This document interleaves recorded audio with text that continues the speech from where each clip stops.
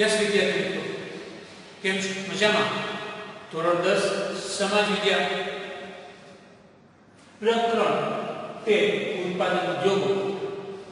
તમને ખબર છે કે આ જે ઉત્પાદન ઉદ્યોગો છે એની સાથે ભારતનો ઇતિહાસ સંકળાયેલો છે. વિદેશમાંથી અનેક પ્રજા ભારતમાં વ્યાપાર અર્થે આવેલી અને અંગ્રેજોએ આપણી ઉપર શાસન કરેલું, આપણે ગુલામ બનાવેલા, એ તમે જાણો છો. અને અંગ્રેજો ભારતમાંથી કાચો માલ લઈ જતા, ખાસ કરીને કપાસ અને તૈયાર માલ છે ત્યાંથી બનાવીને ઇન્ડિયામાં લઈ આવતા ભારતમાં, બરાબર છે. અને આપણો જે માલ હતો ભારતના જે કારીગરો બનાવતા હતા ભારતમાં, એની ઉપર ખૂબ જ ટેક્સ નાખતા અને એનો માલ સસ્તો હતો, કારણ કે આપણા બજાર, આપણા જે કારીગર વસ્તુ માલ બનાવતા હતા એની ઉપર આકરા કરવેરા નાખતા હતા. એટલે અંગ્રેજોનો માલ, તૈયાર કરેલો માલ છે એ ભારતના માલ કરતા સસ્તો હતો અને પરિણામે ભારતના ઉદ્યોગો છે પડી ભાગે છે, ભારતના કારીગરો છે, કસબીઓ એ બેકાર બનવા લાગે છે. એની વાત પણ આપણે આમાં આવેલી છે, જોઈએ. ઉદ્યોગો, તમને ખબર છે કે માણસ પોતાની હોશિયારી, કૌશલ્ય, જે કુદરતી સંસાધનો ચેન્જ કરે છે, બદલાવ કરે છે અને એને ઉપયોગમાં આવી શકે એવી વસ્તુમાં રૂપાંતર કરે છે. તો આ પ્રકારે ઉદ્યોગ કહે છે. જોઈએ આપણે, મનુષ્ય પોતાની બૌદ્ધિક, સાંસ્કૃતિક અને આર્થિક ક્ષમતા પ્રમાણે કુદરતી સંસાધનોના રૂપને બદલાવી ઉપયોગમાં લાવી શકાય એવી પ્રક્રિયાને ઉદ્યોગ કહેવામાં આવે છે. આ ઉદ્યોગની વ્યાખ્યા આપણે આગળ ચર્ચા કરીએ, છતાં પણ તમને વ્યાખ્યા યાદ રહે. અને ઉદ્યોગો કેને કહેવાય એ ફરી પાછું આપણે ચર્ચા કરી છે. રાષ્ટ્રનો વિકાસ ઉદ્યોગ પર આધારિત હોય છે. જે રાષ્ટ્રમાં ઉદ્યોગોનો વિકાસ થાય છે એ રાષ્ટ્ર છે એ ખૂબ જ પ્રગતિ કરે છે, એનો પણ ખૂબ જ સારી રીતે વિકાસ થાય છે. ઉદ્યોગોને માનવ શ્રમ, માલિકીના ધોરણો તથા કાચા માલના સ્ત્રોતોને આધારે કેટલાક જૂથોમાં વેચવામાં આવે છે. શ્રમિકોના આધારે ઉદ્યોગોને નાના પાયા પરના ઉદ્યોગો અને મોટા પાયા પરના ઉદ્યોગો, આ રીતના તેનું વર્ગીકરણ કરવામાં આવે છે. જે ઉદ્યોગોમાં વધુ રોજગારી મળે તેને મોટા પાયા પરના ઉદ્યોગો કહે છે. દાખલા તરીકે સુતરાઉ કાપડ ઉદ્યોગ.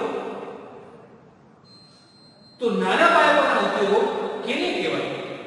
જે ઉદ્યોગો કોઈ વિશેષ વ્યક્તિના માલિકીપણા હેઠળ સંચાલનમાં હોય અને આવા ઉદ્યોગોમાં શ્રમિકોની સંખ્યા ઓછી હોય તો તેને નાના પાયા પરના ઉદ્યોગો કહે છે.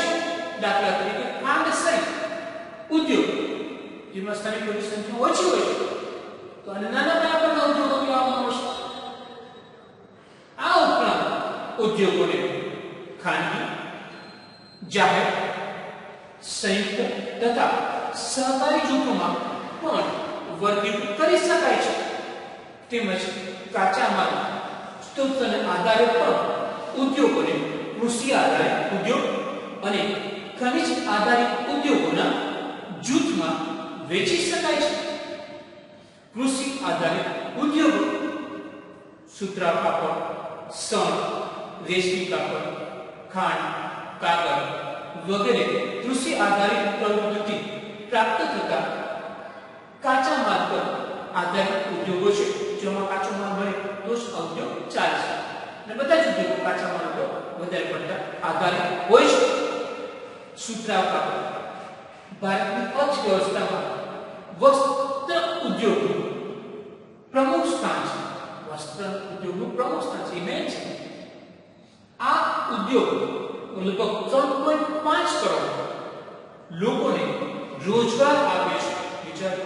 રોજગાર આપે છે. દેશમાં સૌથી વધારે રોજગારી પૂરો પાડતો ઉદ્યોગ કાપડ ઉદ્યોગ છે. વધારે દેશમાં જો કોઈ રોજગારી પૂરો પાડતો ઉદ્યોગ હોય તો એ કાપડ છે. કાપડમાં અનેક માણસોની જરૂર પડતી છે. મિત્રો જરા નિહાળી લો.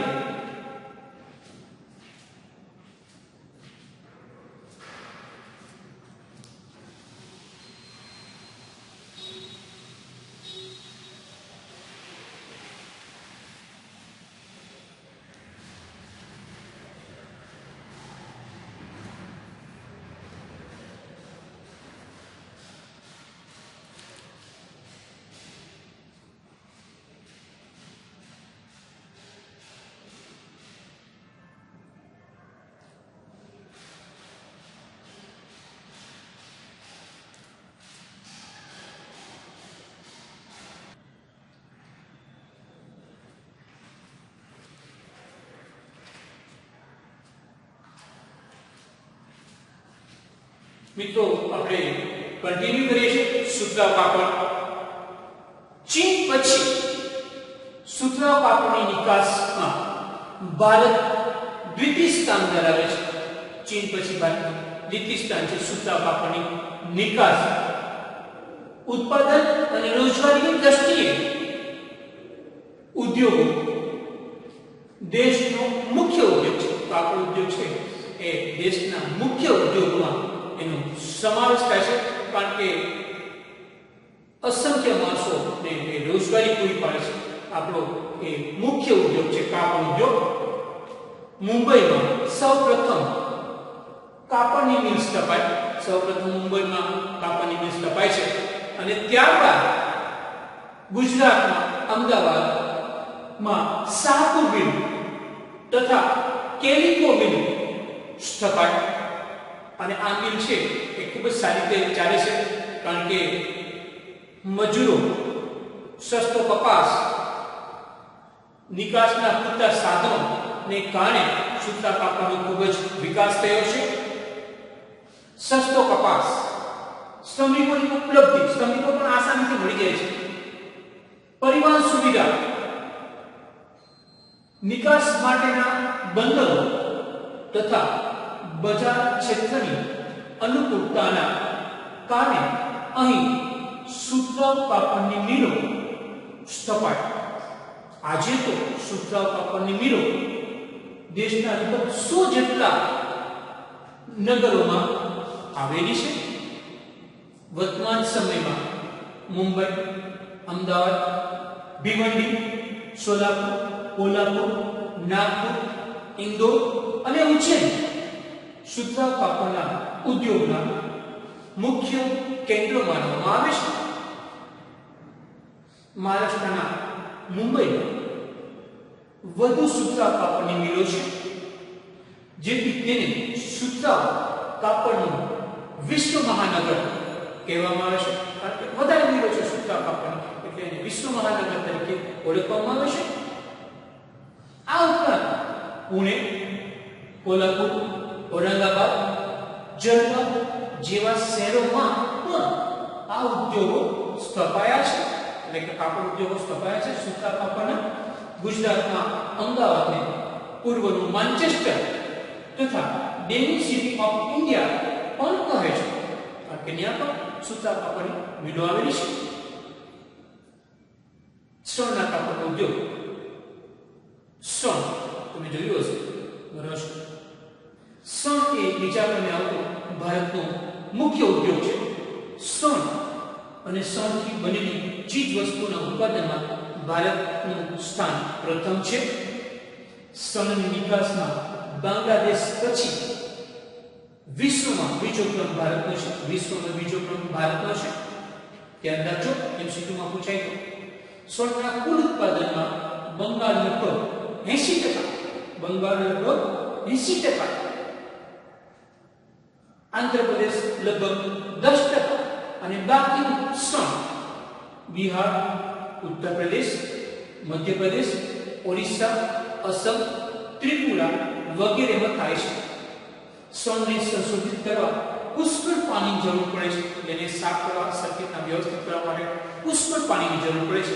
એટલે આ બધા જ ઉદ્યોગો છે એ નદીના કિનારે આવેલા છે શણના ઉદ્યોગો, પુષ્કળ પાણીની જરૂર પડે છે, તેથી મોટા ભાગની મિલો હુગલી નદીના કિનારે આવેલી છે. આજે વિવિધ ચીજ વસ્તુઓ પેકિંગમાં અન્ય વિકલ્પોના કારણે શણની માંગમાં ઘટાડો થયો છે. નકર પહેલાના જમાનામાં શણ જ પેકિંગ તરીકે કામ કરતું હતું.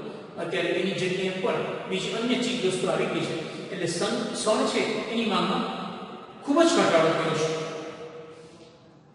આજના સમયમાં શણ ઉદ્યોગ ઘટતી જતી માંગ જેવી સમસ્યાનો સામનો કરી રહ્યો છે. શણ ઉદ્યોગની ડિમાન્ડ છે એ ખૂબ જ ઘટી ગઈ છે, માંગ છે એ ખૂબ જ ઘટી ગઈ છે. સમજે છે? તો જરા મિત્રો જરા નિહાળી લો.